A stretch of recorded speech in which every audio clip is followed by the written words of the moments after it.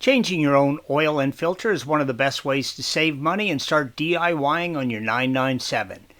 It is best to change your oil with it warm. Drive the car around for a little before changing, but make sure not to burn yourself while working on the engine or with the oil.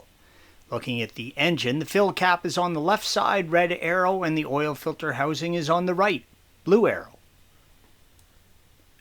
Working under the engine, you're going to remove the 8mm Allen, red arrow. Be prepared with a catch pan under the engine large enough to hold at least 8 liters.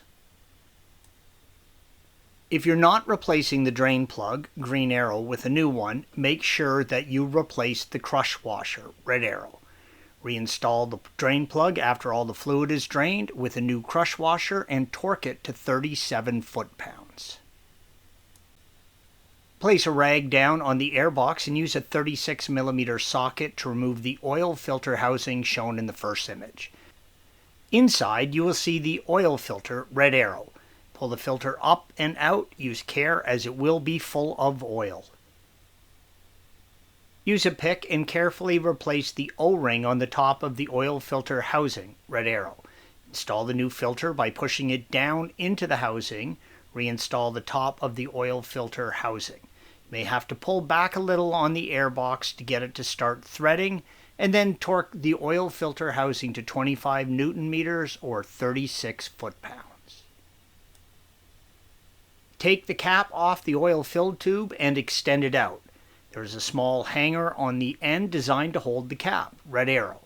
If you see some small brown milky substance on the tube like ours, this can be a sign of oil coolant contamination, but in most cases, it's just the vehicle is not getting hot enough to fully burn off the moisture in the engine.